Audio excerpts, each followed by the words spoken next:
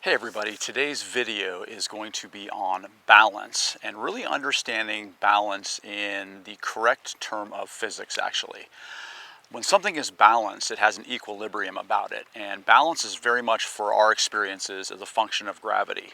Most of us experience balance as this idea of trying to hold yourself up. So, for instance, if I was to stand on one foot and try to hold myself still, that's how I'm experiencing balance. Well, we all know when we do that, it's actually very difficult to hold yourself still.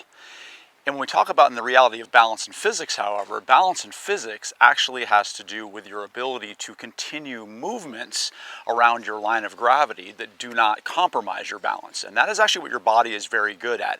And that's because the body senses things much differently than we actually see things. So in this video, we're going to explore a little bit of an illusion that we have as far as our relationship with balance on Earth, and then actually apply that back to the golf swing.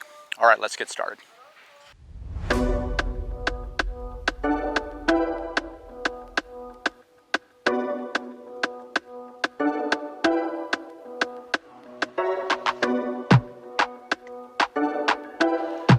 The most important thing to understand about balance is that we are not standing on flat Earth. We are standing on a sphere.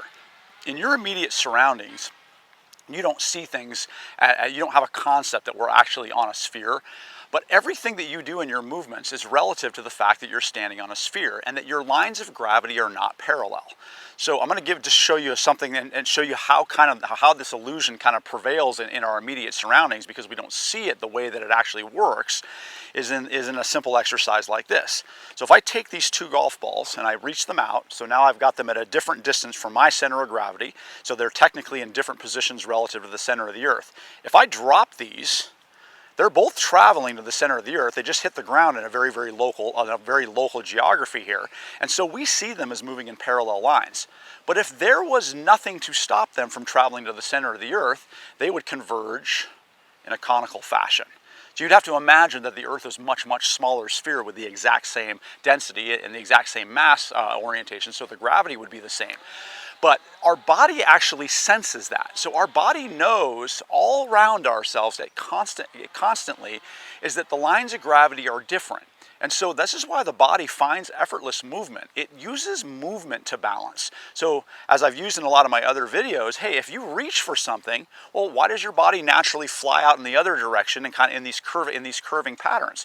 Well, it's learned through your experience since the day you were born that any time that you make a movement that topples your balance, that it doesn't work. You risk falling over. And of course, you know, in your body's natural brain protection, especially once it's learned how to stand upright and walk, it doesn't want the brain to hit the ground. So the concept a lot of times of balance is trying to force yourself to understand balance as the idea of not falling over, as opposed to balance is the balance of movement around your line of gravity naturally, which is a function, again, that every part of your body, especially when you extend and start to moving it, it has all these different lines of gravity, none of which are parallel. And that has massive implications for the way that you move, especially when you're standing on the surface of the Earth and you can't fall any farther. So that actually changes the dynamic of gravity, but that's going to be a topic for another video. We'll keep it simple here on the balance. So knowing that understanding is vital, because you need to seek in any movement that you do, like you've been doing when you learn to walk and you do things that you do so well, you've actually already mastered these curving lines to accommodate any type of movement. And I'll call that a lot of a reach, or reaching movements and touching movements. We're always trying to create curvatures, but it's never just one part of the body. It's the entire body sensing that relationship on a sphere relative to the center of the Earth. All right, in the next segment of this video, we're going to talk about how does that apply to the golf swing, and where do people kind of stumble with this understanding, and what do we need to really do, and what do we really need to understand to unleash the natural balance and really start to get your golf swing functioning the way that it was designed to. So how does our understanding of balance now affect our golf swing? Well, it affects all of our movements equally. So again, we need to kind of go back to understanding things that we do easily, like reaching over to pick something off the ground. We don't really realize we're not using any forces to create that acceleration. The acceleration is already built in us. So all we need to do is let go. And as our body learns how to coordinate the movement, well, it makes it as effortless as possible. And that's how we need to evolve our golf swing. What most people do when they play golf, though, is they don't really understand the movement. So they react more to the rigidity of the golf club, and they react to the rigidity of their bones and their muscles' ability to create contractions, which is actually the understanding most people have of balance. I got to hold myself firm so I can really apply a force to the golf club, and then that becomes the experience of most golfers. They develop their golf swing with a false construct of balance. The construct of balance they're doing it with is the one of not falling over. So we can experience that. We can make that really vivid for ourselves. If you just take a full swing standing on one foot, you're going to feel that if you're skilled at doing that, you're going to understand real balance and the natural balance of movement around your body. But if you're foreign to that, you're going to fall over and you're going to feel yourself tense up and try to really hold yourself steady. If you were to keep hitting balls on one foot and keep swinging on one foot, you would start to find a relaxation in the body. You would learn how to move it in very specific curves so you could maintain the masses of your body in the right line of gravity, if you will, relative to one another. And that is our more natural balance. So we've evolved to actually do that in all of our movements. But the thing that stops us is when we have a misconception. And so if I keep seeing the golf swing as something I need to do to the club, I automatically stimulate this idea, I gotta hold myself on balance. It becomes fake. And that's why it's efforted. Whereas inexplicably, all of us have had shots where, hey, everything just goes, and we go, wow, that went really far and that felt really easy. Well, you actually, for that moment, you took away a lot of the things that were impeding your natural balance. So to learn and understand balance more accurately is that you really do need to understand that, yeah, all your lines of gravity are not parallel.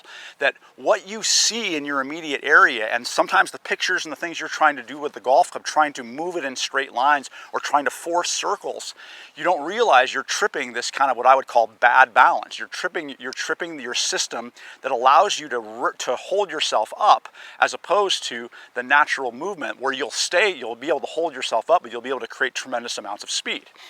So how does one learn and understand that more? Well, the golf club's properties make it very, very challenged to understanding balance, because anytime you feel something in your hand and you want to use it like a lever and you want to control its rigidity, you automatically push it out of proportionality with the other lines of gravity. And so your body starts to react to that, and it always keeps itself from falling over. But in doing so, that creates massive errors in the arc, or the most natural, efficient arc you could produce to strike a golf ball. So by removing the rigidity, the thing that actually kind of throws us off balance, when using the Pro in my training aid here, is that we can start to learn, even if I'm not using it perfectly, you rapidly get the sense, hey, this cylinder starts to move for me. And anytime you try to create an imbalance with the Pro, it will form an angle and it will lag behind. And that doesn't matter if I do it with my arms, it doesn't matter if I do it too much with my body. No matter what, anytime I'm trying to create forces, or I'm trying to hold myself up, or I'm using a bad sense of balance, I'm going to notice that this is going to bend. So you simply will learn the effortless balance of movement if you can learn how to sling your Pro around your body and keep everything in a straight line. So as the Pro stays in a straight line, that actually means that the curvature of my body is perfectly in balance. And so now it has an effortless quality to it. What is just left then is to understand, hey, it's the location trying to find the center of mass is where I've been missing out on the golf swing. I don't need to start my golf swing with a force. I need to allow it to get going on its own and learn how to curve my body such that that enhances the acceleration of the golf club. And that's exactly how we do all of our movements. It's just whenever we want to add a little bit more, we want more power, we want more out of it, it's very impulsive for us to try to use our muscles, which again throws us out of balance. So the key to really understanding balance is that you actually have it in you, but you have to remember that balance is the balance of movement around your line of gravity relative to the parallel lines of gravity, or the non-parallel lines of gravity in all parts of your body.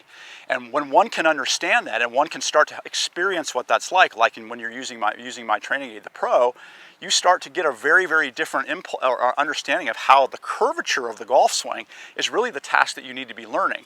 That's what unleashes the balance and the rhythm and the timing of the golf swing. Then that needs to be applied to striking the golf ball.